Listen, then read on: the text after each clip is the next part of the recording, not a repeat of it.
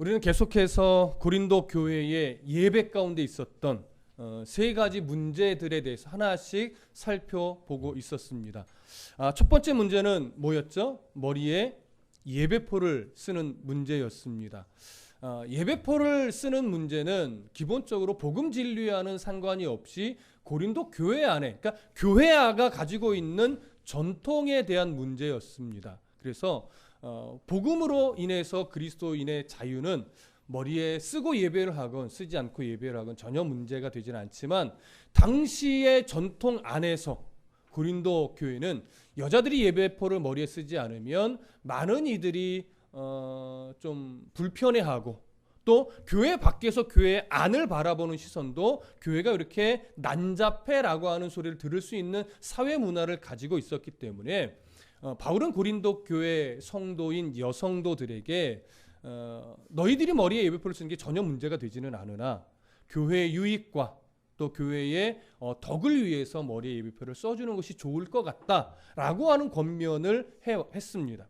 그리고 두 번째 문제는 성만찬의 바른 시행에 관련된 문제였습니다. 좀 부유한 자들이 성만찬을 준비하면서 음식을 준비하고 또 포도주를 준비해 와서 일찍 올 수 있었으나, 우리가 나누었던 것처럼 고린도 교회에는 좀 넉넉하고 부유한 사람만 있는 것이 아니라 종도 있었고 노예도 있었고 너무너무 가난한 자들도 있었습니다. 그들이 안식일 다음 날 모이려면 저녁에 모일 수밖에 없는데 자신들의 모든 일을 맞춰놓고 부랴부랴 와야 되기 때문에 모임 시간보다는 조금 더 늦게 오는 경우도 생겼고, 또 그들은 만찬에 필요한 음식들을 만들어 올 수도 없었습니다. 그러다 보니까 그들 안에 자연스럽게 안에 모이는 자들과 밖에 모이는 자들에 대한 구분이 생겼는데, 안에 모인 자들은 그 늦게 오는 자들과 가난한 자들을 배려하지 못하고 우리 시장하니 빨리 시작합시다, 배가 고프니, 그래서 먼저 먹다가 나중에 온 자들이나 가난한 자를 배려하지 못하고 너무 먹어대서, 포도주까지 너무 먹어대서 이제는 배부른 차원이 아니라 무슨 차원이 돼버렸어요? 취하는 상황이 돼버렸어요. 근데 그렇게 배려함이 없이 성만찬의 음식을 함부로 먹다 보니까 부유한 자들은 취해버렸는데 가난한 자들은 오히려 음식도 제대로 먹지 못해서 배고픈 상태에서 그들의 마음이 상해버리는 거죠. 마음이 상해버리니까 그들 안에 뭐가 일어나지 않아요? 예수 그리스도의 보혈로 구속된 자들로서의 온전한 교제가 이루어지질 않는 겁니다. 이미 뭐가 깨졌어요? 하나됨이 깨어져 버린 거죠. 성찬의 기본적인 중심이 예수 그리스도 안에서 보혈의 은혜로 한 백성이 되고 한 자녀가 된 성도들이 구원의 은혜를 나누며 믿음의 교제가 일어나는 것이 성찬의 아주 중요한 내용 중에 하나입니다. 그것이 교회의 하나됨이었고 성도의 하나됨입니다. 근데 이 먹는 문제는 어떻게 됐어요? 하나됨이 깨져버렸죠. 그래서 바울은 이야기한 겁니다. 너희들이 주의 만찬이라고 준비하여 모여서 먹고 마셨으나 이미 깨어짐과 하나됨이 이루어지지 않았기 때문에 그것은 주의 만찬이 아니라 각각 자기 만찬을 먹은 것밖에 되지 않는다. 그래서 저번 주에 결론적으로 뭐였어요? 성만찬을 할 때는 뭐하라? 서로 기다려라. 그러니까 기다리라고 하는 요구가 가지고 있는 내용은 넓습니다. 배려해줘라, 기다려줘라, 이해해줘라. 그들과 하나됨을 위해 그 초점을 잃어버리지 말고 성만찬을 시행해라. 성만찬은 누구는 우월하고 누구는 우월하지 않다라고 하는 것을 가르는 그런 성만찬이 되어서는 안 된다. 모두가 다 주 안에 한 형제여 자매임을 분명하게 가지고 그 교제 가운데 성만찬이 시행되도록 너희들은 서로 기다릴 수 있어야 된다. 그래서 이 예배 가운데 일어나는 예배포의 문제나 성만찬의 문제는 항상 그 기초에 뭐가 흘러가요? 무엇을 하든지 먹고 마시든지 다 누구의 영광을 위하여 하라? 하나님의 영광을 위하여 하라. 또 하나 흘러가죠. 교회의 유익이 되고 덕이 세워질 수 있도록 하나됨을 깨트려지지 않게 만드는 그러한 기초를 가지고 모든 것이 행해져야 된다라고 하는 겁니다. 오늘은 세 번째 문제로 넘어가는데 그것이 바로 은사와 관련된 문제입니다. 이 은사는 우리가 알고 있다시피 한국 교회가 때로는 부흥하는데 큰 도움을 주기도 한 부분입니다. 그러나 때로는 한국 교회가 병들게 만든 또 중요한 요인을 제공한 부분이기도 합니다. 그래서 이 은사에 대한 부분은 어렵습니다. 근데 바르게 이해해야 됩니다. 자, 은사. 우리가 은사하면 딱 떠오르는 게 뭐예요? 방언, 통변, 예언, 신유, 주로 이런 거예요. 환상. 주로 이 5가지 범주 안에서 우리가 은사하면 요게 떠오르는 거예요. 그러다 보니까 그 은사를 바라봄에 있어서 어떤 사람은 탁월하게 여겨지고 어떤 사람은 그냥 보편적인 수준에 있는 것 같은 이런 이해를 갖게 되고 뭔가 탁월한 뭔가를 가지고 있는 사람은 우리가 조금 더 색다른 시선으로 보게 되지요. 그러나 바울이 오늘 12장, 13장, 14장에 걸쳐서 은사에 대한 부분을 넓게 다루면서 과연 이 은사를 과연 어떤 은사는 어떤 내용이고 그 은사는 어떤 탁월함이 있고 이런 걸 가르치려고 오늘 은사에 관련된 이 내용을 시작을 했을까요? 이 부분을 우리가 정확하게 이해를 해야 합니다. 이 부분을 이해하지 못하면 마치 은사에도 뭔가 고급한 은사가 있고 좀 저급한 은사가 있고 또 은사에도 탁월한 은사가 있고 좀 덜 탁월한 은사가 있고 이런 식으로 은사에 뭔가 우열을 나누고 은사를 계급화하는 이런 일이 생길 수가 있는 겁니다. 그러나 이 은사를 가르치는 바울의 기본 메시지의 기초에도 여전히 뭐가 흘러가요? 하나님의 영광을 위해서 이 은사가 사용되어져야 되고 또 교회 유익과 덕을 세우는 일에 소홀함이 없이 이 은사에 대한 부분이 사용되어져야 한다는 기초는 여전히 흘러갑니다. 그래서 그 시선을 절대 놓치지 말고 봐야 합니다. 바울은 오늘 12장, 13장, 14장에 걸쳐서 사실은 은사의 종류를 가르치기 위해서 이 이야기를 꺼내지 않습니다. 어떤 은사들이 있는지 은사의 종류를 구분 지어주기 위해서 이 이야기를 꺼내놓지는 않는다라고 하는 겁니다. 그래서 이 은사에 대한 부분을 들어갈 때 우리가 가장 먼저 이해해야 되는 것이 뭐냐면 바울이 왜 은사에 대한 부분을 오늘 본문을 통해서 가르치려고 하는가 그 의도, 이유를 먼저 우리가 분명하게 알아야 돼요. 여러분 고린도 교회는 우리가 1장을 강의할 때 나누었듯이 고린도 교회는 은사에 대한 부분에 있어서는 부족함이 있는 교회였을까요? 부족함이 없었던 교회입니다. 한번 보실까요? 고린도전서 1장으로 가볼게요. 7절과 8절. 고린도전서 1장 7절과 8절. 자, 함께 읽어보겠습니다. 7절과 8절 시작. 너희가 모든 은사에 부족함이 없이 우리 주 예수 그리스도의 나타나심을 기다림이라. 주께서 너희를 우리 주 예수 그리스도의 날에 책망할 것이 없는 자로 끝까지 견고하게 하시리라. 자, 저를 보세요. 고린도 교회는 은사에 있어서 부족함이 없이 풍족했던 교회입니다. 이 풍족이 어떤 내용들인지는 나중에 이제 차근차근 알게 될 거예요. 지금 굳이 아실 필요는 없습니다. 그러나 고린도 교회는 어찌됐거나 은사에 있어서 풍족한 교회였습니다. 그래서 바울이 8절에서 뭐라고 말하냐면 예수 그리스도의 날에 책망할 것이 없는 자로 끝까지 견고하게 되기를 원한다. 이런 자기의 바람을 이야기를 해요. 근데 이 바람을 무엇과 연결한 거예요? 그들이 가지고 있는 은사와 연결한 거예요. 그러니까 이 은사를 바르게 사용하여 이 은사를 통해서 교회에 유익이 되게 하면서 주님이 오실 그때에 은사로 인해서 책망받는 일이 없기를 원하는 거죠. 그런데 생각해 보세요. 우리가 고린도서 1장부터 지금 쭉 거의 50주 이상을 지금까지 살펴보면서 고린도 교회 안에 은사로 인해서 책망할 것이 없었습니까? 은사로 인해서 오히려 책망할 것이 많았습니까? 책망할 것이 많았어요.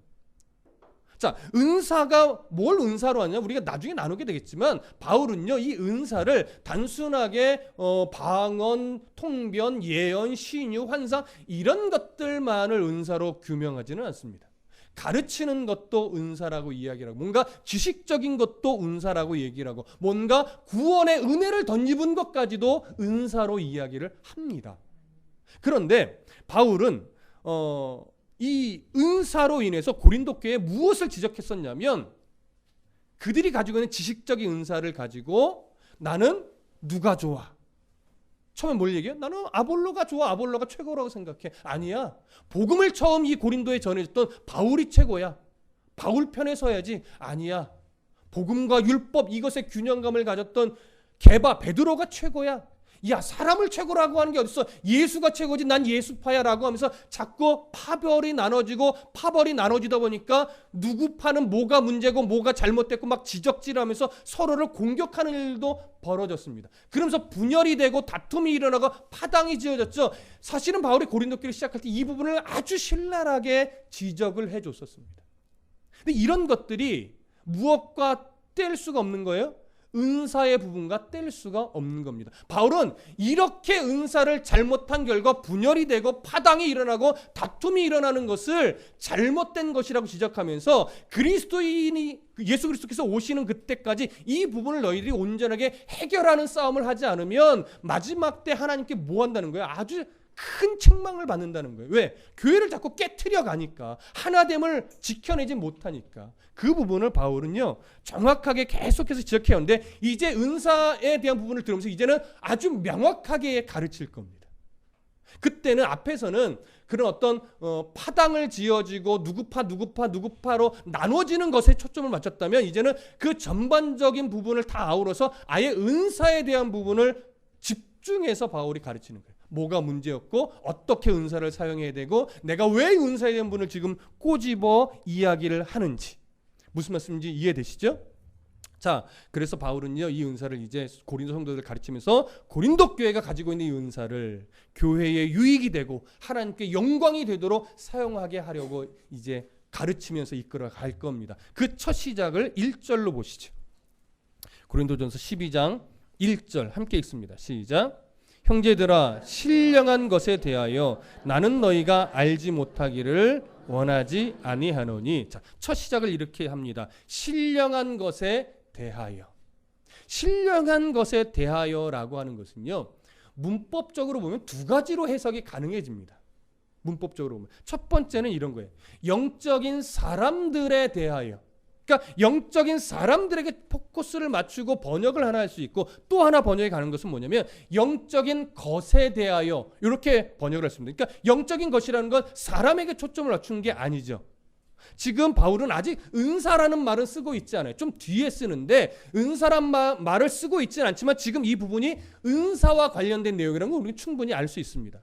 그러면 영적인 사람에 대하여라는 얘기는 뭐에 초점을 맞춘 걸까요? 은사를 받은 사람에 초점을 맞추는 거예요. 그러면 영적인 것이라고 번역을 하면 뭐에 초점을 맞춘 거예요? 사람이 받은 은사에 초점을 맞추는 거죠. 그래서 사람에게 초점을 맞추느냐 은사에 초점을 맞추느냐에 따라 번역이 약간 달라지는데, 이 두 가지의 가능성을 놓고서 학자들은 어느 한 견해를 선택하여 이것이 더 옳은 것 같습니다라고 보통 제시를 합니다. 근데 어떤 학자는 이것이 물론 사람 쪽에 포커스를 맞춰서 번역할 수도 있고 은사에 포커스를 맞춰서 번역할 수도 있는데 굳이 선택할 필요는 없을 것 같다라고 말하는 학자도 있어요. 왜 그렇게 말하냐면 12장, 13장, 14장의 내용을 쭉 거슬러서 계속 바라보다 보면 바울은요 이 은사를 받은 사람에게도 초점을 맞춰서 가르쳐요. 그리고 또 사람이 받은 은사에도 초점을 맞춰서 가르쳐요. 이 두 가지 내용이 다 나와요. 그러니까 굳이 이 부분을 나눌 필요가 있겠느냐? 바울은 의도적으로 두 가지 해석의 가능성을 다 열어두고 이렇게 쓴 것일 가능성이 있다, 이렇게 이야기를 하거든요. 근데 저는 전체적인 맥락을 바라보다 보니까 그러네, 굳이 나눌 필요 없겠다라고 하는 쪽에 더 마음이 갑니다. 그래서 이 부분을 사람에게 초점을 맞추거나 은사에 초점을 맞추는 것을 너무 가르지 말고 은사를 받은 사람에게도 바울이 지금 초점을 맞추고 있고 사람이 받은 은사에게도 초점을 맞춰서 지금 이 메시지를 전하고 있는 것이구나, 이런 이해를 가지고 바라보는 것이 더 좋을 것 같습니다. 무슨 말씀인지 이해되시죠? 자, 그 다음에 바울이 그렇게 신령한 것에 대하여라고 말을 시작을 하면서 뭐라고 말하냐면 나는 너희가 알지 못하기를 원하지 않는다. 알지 못하기를 원하지 않는다. 복잡하지만 단순하죠.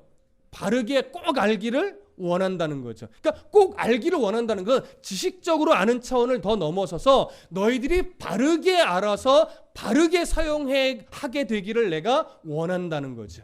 무슨 말씀인지 이해되시죠? 자, 그러면 바울이 왜 이 은사에 대한 부분을 바르게 알아서 바르게 사용하기를 원한다라고 하는 이 말을 시작하게 됐는가? 그 이유를 이제 밝혀요. 2절과 3절에서 2절 다 같이 읽어보겠습니다. 시작. 너희도 알거니와 너희가 이방인으로 있을 때에 말 못하는 우상에게로 끄는 그대로 끌려갔느니라.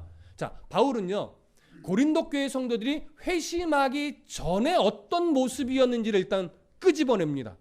뭐라고 말해요? 그들이 회심하기 전에는 이방인으로서 우상을 섬기는 자들이었는데 이렇게 말해요. 너희가 이방인으로 있을 때에 말 못하는 우상에게로 끄는 그대로 끌려갔느니라. 자, 일단 말 못하는 우상이라는 표현을 합니다. 말 못하는 우상. 사실은 허상이란 얘기죠. 사람이 어떤 숭배하는 내용에 반응할 수 없는 존재라고 하는 거예요. 누구와 비교를 하는 걸까요? 말씀을 주시는 성령 하나님과 비교를 하는 거예요. 이건 유대인들이 주로 쓰던 표현입니다. 늘 교통함이 있는 성령 하나님과 비교하여서 교통함이 일어날 수 없는 말 못하는 우상을 지금 드러내는 거예요. 그 우상의 무가치함, 허상, 이걸 드러내고 있는 거죠. 근데 그 말 못하는 우상에게로 끄는 그대로 끌려갔대요. 그러니까 이방인들이 예수를 믿기 전에는 어떻게 했다는 거예요? 우상에게 끌려다녔다는 거죠. 근데 잘 보실 게 있어요. 자, 우상이 끄는 대로 끌려간 거예요? 아니면 어떤 힘이나 어떤 존재가 우상에게로 끌고 가는 대로 끌려갔다는 거예요? 전자로 보이십니까? 후자로 보이십니까? 자, 우상이 끌고 가는 대로 끌려간 거예요. 누군가 우상에게로 끌고 가니까 그 끌고 가는 대로 끌려가서 우상에게 갔다는 거예요. 두 번째죠. 후자예요. 잘 보셔야 돼요. 우상이 끌고 간 게 아니에요, 여러분. 우상에게로 어떤 힘이 아니면 어떤 존재가 우상에게로 우리를 끌고 가는데 우리는 분별력을 잃어버려서 끌고 가는 대로 우리는 그냥 끌려간 거예요. 그럼 뭐가 끌고 가는 걸까요? 우상에게로. 어떤 힘일까요? 아니면 어떤 존재일까요? 사단의 미혹이죠. 미혹하는 사단의 영이죠. 그 사단이 우리를 딱 붙잡고 끌고 간 게 아니에요. 이것도 오해하시면 안 됩니다. 사단이 우리의 목덜미를 잡고 우상에게로 끌고 간 것이 아니라 사단이 미혹의 어떤 그 것들을 요소에 뿌려놨는데 우리가 그런 어떤 요소에 우리가 밟고서 이게 더 좋은 건가 봐 하면서 그 미혹이 어떤 이렇게 징검다리처럼 놓은 것에 우리가 유혹되어 미혹되어 가다 보니까 어디에게로 이미 가 있는 거예요? 우상에게로 가 있는 거예요. 그러니까 그 미혹거리들은 우리들의 어떤 인간적인 욕구를 만족시켜 주는 요소들이겠죠. 그게 뭐겠어요? 주로 우리의 탐심을 자극하는 거죠. 우리의 정욕을 자극하는 거죠. 우리가 이생의 자랑을 자극하는 거지요. 그런 것들을 막 자극하여 자극적인 것들을 요소에 놓으니까 이것도 좋네, 저것도 좋네 하고 가다 보니까 우상 앞에 가 있는 거예요. 그래서 이 미혹의 영이 우리를 끌고 가는 대로 우리가 끌려간 거예요. 이게 바로 오늘 2절이 말하는 겁니다. 그런데 미혹의 영이 끌고 가는 그대로 우리가 그게 좋다고 막 끌려갔는데 그러면 당시로 일단 들어가 보자. 당시에 고린도 이 당시에 사단이 미혹의 영으로 요소에 이 심어놓은 미혹거리들은 뭘까요? 물론 거기 돈명의 물질은 사실은 시대를 막론하고 다 있어요. 그러니까 돈명의 물질 이런 것들은 일단 부귀영화 이런 것들은 시대를 막론하고 있고 앞으로도 있을 거니까 이건 기본으로 좀 제껴놓고 오늘 바울이 은사를 말하는 이 초점에 조금 포커스를 맞춘다면 사람을 미혹하는 그 미혹거리들, 우상에게로 끌고 갔던 미혹거리들에는 뭐가 있을까요? 이걸요 영어로 이렇게 말할 수 있습니다. 엑스터시 같은 거. 이 느낌이 좀 오세요? 엑스터시가 뭡니까? 황홀경에 빠지는 거예요. 뭔가 입신한 것 같은 황홀경에 빠져서 뭔가 특별한 환상을 보고 특별한 체험을 하며 특별한 신의 영감을 가지고 뭔가 특별한 메시지를 주는 것 같은 현상들. 근데 그런 현상들 앞에 사람은 작아져요. 그리고 그런 현상들을 의지하게 돼요. 그런 현상들에게 통해서 뭔가 내가 받으면 뭔가가 막 고쳐질 것 같고 바뀌어질 것 같고 복을 받을 것 같고 뭔가 승승장구할 것 같고 형통할 것 같고 막 이런 마음을 갖거든요. 여러분 예수 믿는 사람들도 그냥 장난스럽게 신문의 운세를 볼 때가 있어요. 저는 절대 안 봅니다. 그냥 장난스럽게 볼 때가 있어요. 그런데 그날 왠지 운세에 이렇게 별로 좋지 않은 글이 있으면 뭐 물을 피하라든가 전혀 우리랑 상관없는 거거든요. 근데 걷다가 왠지 물 웅덩이가 있으면 물 때문에 피하는 것이 아니라 그 운세에 적힌 글귀가 생각나서 피하게 되는 경우가 있어요. 여러분 안 그러십니까? 전혀 안 그런 것처럼 그게 사람의 심리예요, 심리. 그렇죠? 그런데 당시에는요, 고린도 사회도 마찬가지고 헬라 문화 자체가 이 그리스 신의 문화잖아요. 사람이 만들어낸 신. 근데 그런 신의 문화 속에는 항상 무슨 내용들이 있냐면 여사제들이나 이렇게 뭔가 특별한 어떤 신의 힘을 입어 계시를 해주거나 예언을 해주거나 뭔가 병을 낫게 해주거나 이런 어떤 매개체가 있어요. 그걸 당시에는 피티아라고 하는 여사제들이 있는 신탁소가 있어요. 신의 음성을 듣고 전달해 주는 곳. 근데 그 여사제가 그 신의 음성을 전달할 때 주로 어떤 행위를 하냐면 특정한 샘에 있는 물을 마셔요. 그러고서 그 부활을 상징하는 뱀신 파이돈이라는 신이 있대요. 뭐 저는 모르겠어요. 근데 그 부활을 상징하는 뱀, 이 파이돈이라는 신이 있는데 이 여사제가 물을 어떤 특정한 샘의 물을 마시고 뭔가 입신의 모습처럼 이 황홀경 엑스터시에 들어간 상태로 막 몸을 떨다가 이제 입을 열어서 말을 하면 그 말을 이렇게 통역해주는 사람이 또 옆에 있어요. 그래서 그 사람이 의뢰인에게 그가 원했던 말을 이 여사제가 막 황홀하게 엑스터시에 들어가서 뭔가 막 이러다가 말을 뱉으면 옆에 있는 사람이 통역을 해서 이런 말입니다라고 전달해 주는 거예요. 그게 바로 이제 재앙을 면하게 해준다거나 죽음을 피하게 해준다거나 때로는 누군가를 저주한다거나 이런 일들이 이런 모습 속에서 일어났던 거예요. 근데 이런 모습이 때로는 맞을까요? 안 맞을까요? 맞죠. 왜? 이런 일들은 누구도 해요? 사탄의 영도 한단 말이에요. 사탄도 한단 말이에요. 그러니까 이런 것에 사람이 뭐예요? 매이게 돼요. 그래서 뭔가 불안한 일이 생기거나 두려운 일이 생기거나 죽음의 공포가 오거나 누가 너무 밉거나 하면 누구를 찾아가요? 이런 사람을 찾아간다고요. 여러분 우리나라에는 없었나요? 우리나라에 누구 저주하고 싶으면 TV도 자주 나오는 게 뭐 있어요? 인형 있잖아요. 지프로 만든 인형에 바늘 막 꽂는 거. 우리나라 옛날 미신에도 많이 있지요. 근데 그런 것들이 횡행하고 뭔가 효과가 있다고 하면 사람은 자꾸 가는 거예요. 자꾸 가는 거예요. 이게 뭐예요? 이게 바로 우상에게로 끌고 가는 대로 사람이 끌려가는 거예요. 근데 그게 한두 번 맞기 시작하면요, 사람은요, 아무리 예수를 믿어도 예수를 믿는다고 하면서 가끔 가는 사람이 있다고들 하잖아요. 이게 우리 교회 없으니까 저는 잘 모르겠는데 가끔 있대요. 예수 믿고 모교회 집사라고 하는데 거기 점집에 가면 아주 신통히 한번 가봐. 근데 가서 만약에 진짜 뭔가를 얘기했는데 그 사람이 딱 맞추고 뭔가 진짜 기가 막히게 이야기를 해줬다면 그분은 교회 와서 예배 드리고 항상 마음에 불편한 일이 생기면 어딜 갈까요? 점집에 가게 돼 있어요. 이게 문제란 말이에요, 이게. 자, 그러면 그래서 사람들이 그런 것들에 매이게 되고 또 우상 숭배하는 자리에 가보면 이런 황홀 엑스터시 같은 현상에 취하는 자들이 있거든요.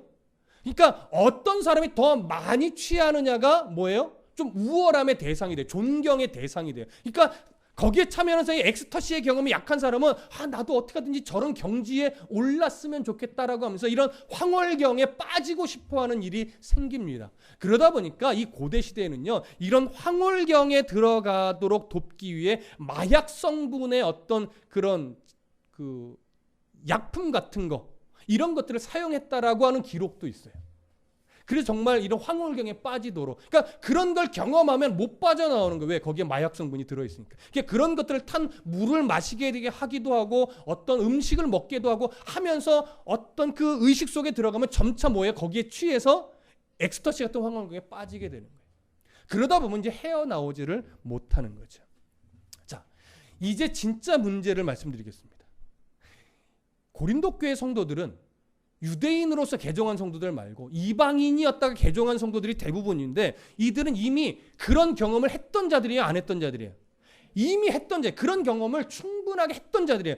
하다가 예수 복음을 듣게 되니까 이게 아니구나 하고 하나님의 은혜로 회심하고 예수를 믿게 된 거예요. 근데 예수를 믿고 신앙생활 하다 보니까 예수 믿는 그 복음 안에도 그 기독교 진영 안에도 뭐가 있어요? 이런 은사, 그런 유의 비슷한 은사들이 있잖아요. 그러면 그런 은사들이 이런 어떤 이방인들이 행하던 엑스터시 같은 이런 황홀경의 모습과 현상적으로는 비슷한 면이 있으나 똑같은 거예요, 다른 거예요? 완전 다른 거예요. 어떤 면에서 기본적으로 다르냐? 주시는 분이 달라요. 무슨 말씀인지 아십니까? 그리고 어떻게 사용해야 되는지 사용 이유와 목적도 달라요. 기본적으로 우상의 제단에서 벌어지는 엑스터시 같은 현상은 그것이 자기의 자랑이 되고 계급이 되고 우월함이 되고 그걸 가지고 밥 벌어 먹기도 하고 이런 일들이 벌어져요. 그래서 그런 사람을 동경하는 거예요. 나도 그렇게 되고 싶다고 막 그 바라게 되고 그러다 보니까 뭔가를 막 먹게 되고 더 거기에 빠지려고 자해를 하게 되고 피를 내게 되고 그러다가 더 깊이 들어가려고 막 자기 자식도 막 바치고 제물로 이런 일들을 자행하는 거예요. 그러나 하나님이 주시는 은사는 그런 것들을 위해서 주시는 것이 아니라 성경은 그런 하나님이 주시는 은사, 여기서 말하는 은사는 일단 두드러진 은사입니다. 외적으로 드러나는 뭐 방언이나 통변이나 신유나 어떤 환상이나 이런 유를 말하는 거예요. 사실은 이런 유에만 국한된 건 아니지만 이런 유의 현상은 똑같은 느낌, 모양새는 가지고 있으나 하나님이 복음을 위해서, 하나님의 영광을 위해서, 교회의 유익을 위해서, 교회의 덕을 세우기 위해서, 개인적인 신앙의 어떤 성숙함을 위해서 준단 말이에요. 그걸 가지고 내가 이런 경험을 했어라고 어깨에 힘주기 시작하면 이제 틀려가는 거예요. 그걸 가지고 누군가에게 어떤 너는 왜 이것도 못해라고 손가락질하고 정죄로 가면 이미 또 틀려가는 거예요. 무슨 말씀 이해되십니까? 그래서 기독교 진영은요, 은사를 인정해야 됩니다. 합니다. 성경도 인정합니다. 그러나 은사 주인은 인정하지 않습니다. 그래서 은사 운동을 이 보수적인 진영에서는 반가워하지 않는 거예요. 은사운동, 은사주의. 그러나 은사는 인정합니다. 자, 왜냐? 우리 성경 한 구절 보시죠.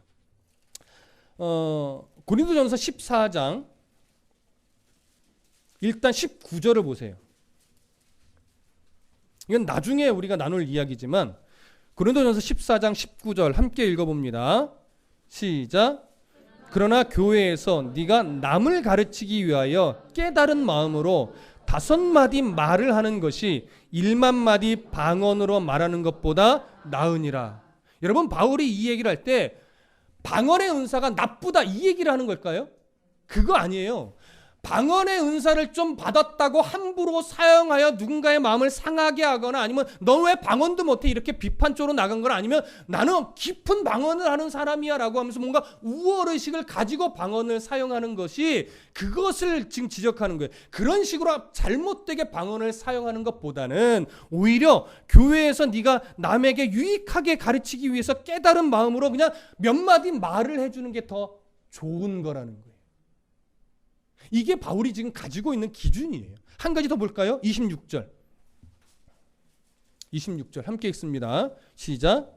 그런즉 형제들아 어찌할까? 너희가 모일 때에 각각 찬송시도 있으며 가르치는 말씀도 있으며 계시도 있으며 방언도 있으며 통역함도 있나니 모든 것을 덕을 세우기 위하여 하라. 이해되십니까? 바울 인정한단 말이에요. 저도 인정해요. 물론 저는 방언의 은사를 받지 않아서 방언을 못합니다. 그러나 어떤 은사, 여기서는 찬송하는 것도 은사라고 말하죠. 가르치는 것도 은사라고 말하죠. 계시, 방언, 통역 다 은사라고 얘기를 하는 거예요. 근데 이런 것들을 사용하는 기본적인 기준은 뭐예요? 교회의 모든 것이 덕을 세우는 곳에 유익하도록, 덕을 세울 수 있도록 사용하라 이런 거죠. 그래서 저희 교회는 제가 이제 그런 쪽에 약간 좀 치우치지 않다 보니까 저도 방언을 못하고 그러니까 이 중에 방언하는 사람이 있는 걸 제가 아는데 방언을 잘 사용 안 하시더라고요. 왜요? 조금 불편해하는 사람이 있으면 그 방언을 절제할 수 있어야 됩니다. 그러나 불편해하는 사람이 없을 때는 얼마든지 뭐예요? 해도 돼요. 여러분 우리 교회가 이제 가끔 찬송하다가 통성기도 하잖아요. 방언 막 하시고 싶은 사람은 해도 됩니다. 근데 그것이 누군가가 자기에 집중해서 기도하는 것 좀 방해가 되는 것처럼 여겨지시면 약간 좀 절제하시면 돼요. 근데 이 절제함을 잘 못하시는 분이 있어요. 그런 방언에 대한 이해를 잘못 가지고 있는 거예요.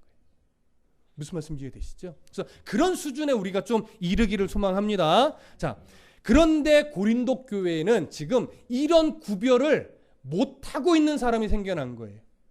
마치 이방인 때에 하던 그런 어떤 그 엑스터시 같은 환상의 경험과 우월함을 가졌던 것을 기독교 안에 똑같이 적용하려고 하는 사람들이 생겨난 거예요. 그러면 이제 문제가 되는 거죠. 바울은 그걸 바르게 잡고 싶었던 겁니다. 자, 3절 보시죠.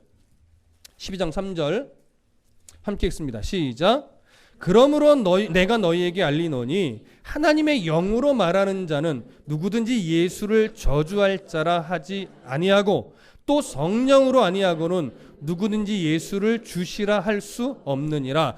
아주 중요한 구절입니다. 근데 여러분 잘 이해하셔야 되는 겁니다. 그러므로라고 시작합니다. 그러므로라는 것은 앞의 내용과 연관을 가지고 있는 것이죠. 앞에 너희도 알거니와 너희가 이방인으로 있을 때에 말 못하는 우상에게로 끄는 그대로 끌려갔느니라. 이것은 다시 말하면 이방인으로 있을 때 너희들도 황홀경이라는 것 때문에 매여서 우상에게로 갔던 경험을 너희가 했다. 그런 삶을 끌려다니는 삶을 살아왔다. 그러므로 내가 너희에게 이제 다시 알려준다 이거죠. 그러니까 바르게 이제 배워서 바르게 사용할 수 있어야 된다. 이런 의미를 갖고 있지요. 자, 그러면 그 뒤에 이렇게 말해요. 하나님의 영으로 말하는 자는 누구든지 예수를 저주할 자라 하지 않는다. 여러분 어려운 말은 없어요. 근데 무슨 의미일까요? 하나님의 영으로 말하는 자는 누구든지 예수를 저주할 자라 하지 않는데요. 여기 예수를 저주할 자라 하지 않는다라고 하는 요 부분만 히브리어 성경으로 헬라어 성경으로 보면요. 딱 두 단어만 있어요.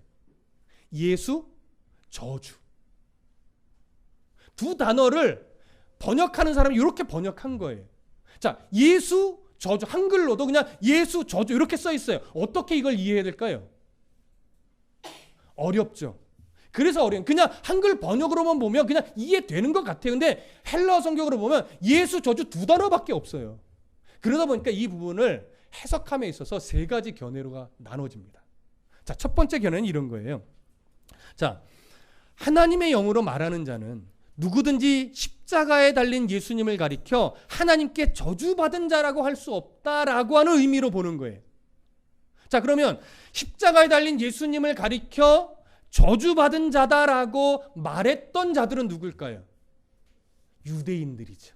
신명기의 말씀, 신명기 21장에 있는 말씀을 근거로요. 나무에 달린 자마다 저주받은 자다라는 이 말씀을 예수님에게 적용시켜서 봐라, 예수님 나무에 달려 죽지 않았냐? 예수는 구원자가 아니라 그냥 저주받은 자야. 이렇게 말했던 유대인들, 그 내용을 이 의미로 보는 견해인 거죠. 이해되십니까? 두 번째 견해는 이런 겁니다. 하나님의 영으로 말하는 자는 누구든지 십자가에 달린 예수를 저주할 수 없다. 이런 의미로 이해를 하는 거예요. 자, 이건 어떤 상황이냐면 로마 제국도 그렇고 로마 제국하에 있던 고린도 교회도 그렇고 점차 기독교인들에 대해서 뭐가 시작이 됐어요? 박해가 시작이 됐어요. 근데 박해가 시작이 되다 보니까 종종 붙들려서 이제 기독교에서 나오기를 요구받아요. 근데 너무 고통스럽고 두렵고 무서우니까 그들의 말을 따르는 사람이 생길까요? 안 생길까요? 생기죠. 자, 우리나라 일제시대에 너 이제 예수 안 믿을 거야? 네. 그 증거로 뭘 시키나요? 보통 예수님의 그림을 바닥에 놓고 밟고 지나가게 하지요. 왜? 예수 정말 제대로 믿는 사람은 이걸 못한다라고 생각하기 때문에. 무슨 말씀 이해되세요? 당시에는 이렇게 보는 겁니다. 예수를 저주하라고 시키는 걸로 보는 거예요. 그래서 예수는 저주받은 자다 이렇게 말하게 함으로써 이 사람이 기독교를 떠났다 이렇게 인정해 주는. 그러면 박해를 안 하는 거죠. 근데 그렇게 마음이 연약하고 두려워서 말해놓고 교회 안으로 들어와서 이렇게 변명을 하는 거예요. 성령이 그렇게 말하게 시켰다고. 그러니까 바울은 말하는 거예요. 하나님의 영에 붙들린 자는 예수를 저주할 수 없다. 그래서 그런 자들의 변명을 이런 지하에 딱 끊기 위해서 이렇게 말한 것으로 보는 거예요. 무슨 말씀 이해되십니까? 세 번째는 이런 견해가 있습니다. 하나님의 영으로 말하는 자는 누구든지 예수가 저주해 주는 자라고 할 수 없다. 저주해 주는 자라고 말하지 않는다. 이런 의미로 보는 거예요. 자, 이거는 어떤 그 상황을 두고 말을 하는 거냐면, 아까도 잠깐 언급을 했어요. 제가 고린도의 어떤 상황을 설명할 때, 고린도에는 우상의 문화 속에 그런 엑스터시 같은 어떤 신탁을 주는 여사제들한테 갈 때 꼭 그 여사제들을 통해서 어떤 병이 낫거나 재앙이 피해가거나 아니면 복을 구하는 것만 있는 것이 아니라, 내가 너무 미워온 사람, 경쟁자, 이런 자들을 저주해 주십시오 라는 그 저주를 요구하기 위해서 이런 자들을 찾아가기도 했다라고 하는 거예요. 마치 이 인형에다가 바늘 꼽듯이. 그런데 이것을 구약시대에 동일한 사건이 누구의 사건 속에 있었나요? 광야에서 모압의 왕 발락이, 헷갈리지 마세요. 모압 왕 발락이 누구를 불러요? 저주 전문 거짓 선지자 발람을 불러요.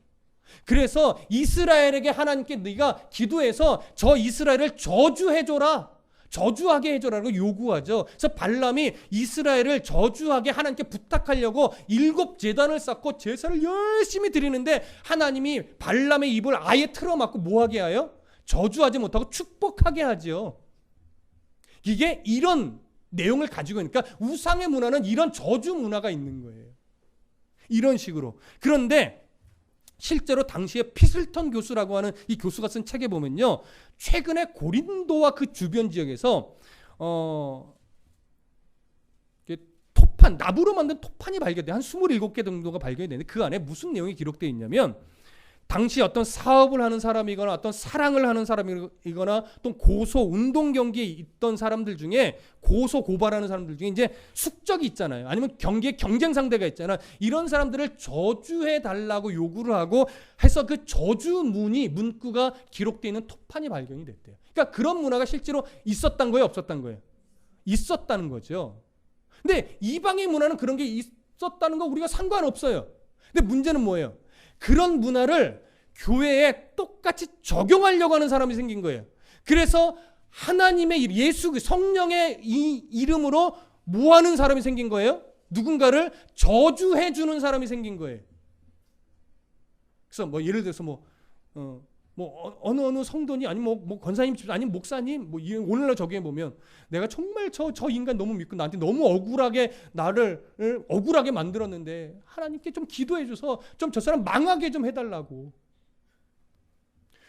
여러분, 가끔 누구한테 부탁 안 해도 여러분 이런 기도 하신 적 없어요? 하나님, 정말 나 억울해 죽겠어요. 저 인간 좀 망하게 해주세요, 하나님. 안 해보신 표정인데? 나만 해봤나요? 누군가 부탁 안 해도 우리 안에는 은연 중에 하나님께 그냥 사실 진심은 아니죠. 그냥 너무너무 힘드니까 지나가듯이 하나님 푸념하듯이 이렇게 하는 거지만, 당시에는요, 이런 성령의 탁월한 사람의 은사를 받았다고 하는 사람들이 어떤 저주의 은사를 받았다고 여기는 사람이 있다면, 그 사람에게 찾아가서 성령 하나님께 기도해서 저 사람 좀 망하게 해달라고 이런 기도 부탁을 하고, 실제로 그렇게 저주해 주는 사람이 있었단 말이에요. 바울은 그래서 말하는 거예요. 하나님의 영으로 말하는 자는 예수를 저주해 주는 분으로 여기지 않는다라고 하는 거죠. 그런 부탁하지 않는다는 거죠. 누군가를 저주하지 않는다라고 하는 거죠. 자, 이런 세 가지 견해가 있습니다. 자, 여러분, 어느 견해가 좀 옳을까요? 사실 세 가지 상황은 고린도 당시에 다 있던 내용들입니다. 그런데 오늘 본문은 어떤 게 조금 더 부합할까요? 두 번째로 볼 수도 있죠. 저는 개인적으로 세 번째로 봅니다. 왜냐하면 지금 교회의 은사를 잘못 사용하여 교회의 하나됨을 깨트리면 안 된다라고 하는 쪽으로 흘러가는 것으로 보아, 첫 번째도 그럴 수 있고 두 번째도 그럴 수도 있고 세 번째도 그럴 수 있고 어느 걸 선택해도 무방하나, 저는 이 하나됨을 깨트리는 요소, 또 은사를 잘못 사용하는 쪽으로 본다면 세 번째 견해가 옳은 것 같습니다. 무슨 말씀 이해되시죠? 성령의 은사는 누군가를 저주하는 쪽에 쓰는 것도 아니고, 누구보다 누가 더 우월하다는 쪽으로 사용돼서도 안 되는 것이고, 또 이것을 계급 삼아서도 안 되는 것이고 이것이 자기의 자랑이 되어서도 안 된다라고 하는 것을 강조하고 있는 겁니다. 그래서 3절 끝부분에 바울이 이런 말을 해요. 또 성령으로 아니하고는 누구든지 예수를 주시라 할 수 없느니라. 자, 성령으로 말하는 사람은 누구를 예수를 통해서 누군가를 저주하게 하는 것이 아니라 예수를 주라고 시인하는 자다라는 얘기예요. 이것은요, 예수님은 나의 주인이십니다, 이런 고백을 조금 더 넘어선 이야기예요. 잘 들어보세요. 예수를 주라 이렇게 고백한다는 얘기는 이렇게 고백하는 모든 사람은 예수님이 주인이고 그 밑에 우리는 뭐라는 거예요?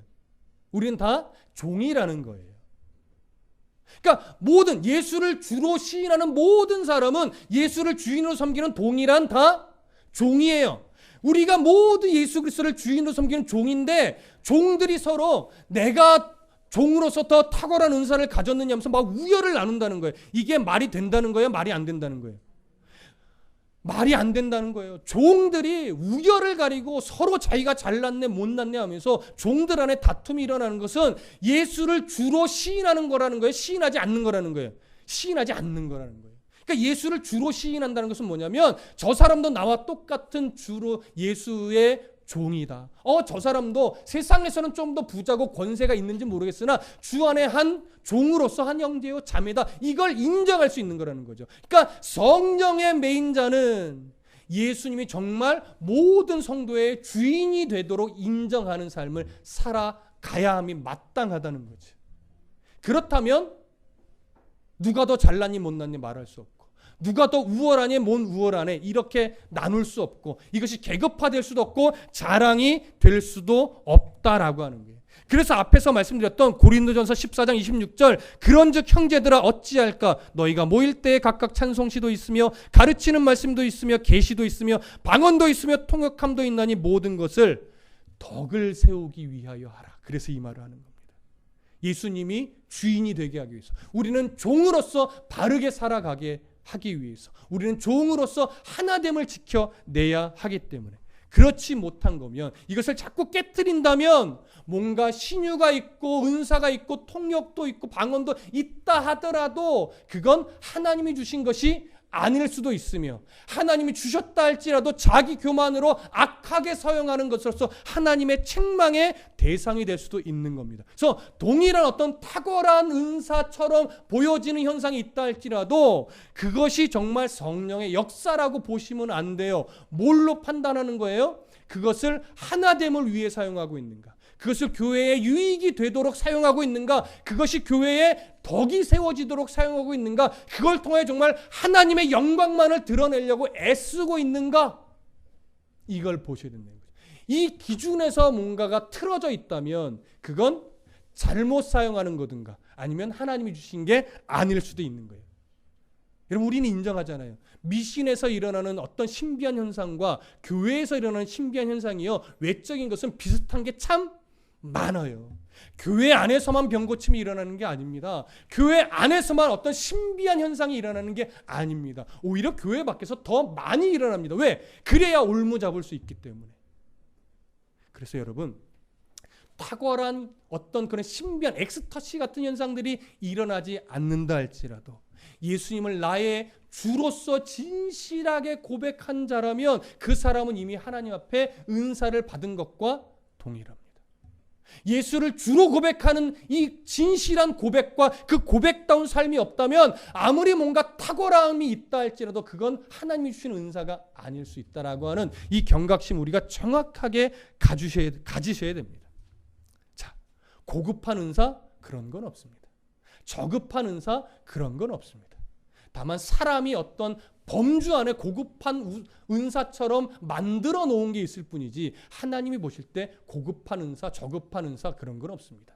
드러난 은사만 있는 것이 아니라 드러나지 않는 은사도 있습니다. 보이는 은사도 있지만 보이지 않는 은사도 있습니다. 하나님이 보실 때는 어떤 은사를 가졌든지 간에 그걸 바르게 사용한다면 하나님은 그 모든 사람에게 너는 착하고 충성된 내 종이었으며 사랑하는 내 아들이었고 딸이었다라고 하는 그 칭찬을 해주시고 품에 안아주시는 겁니다.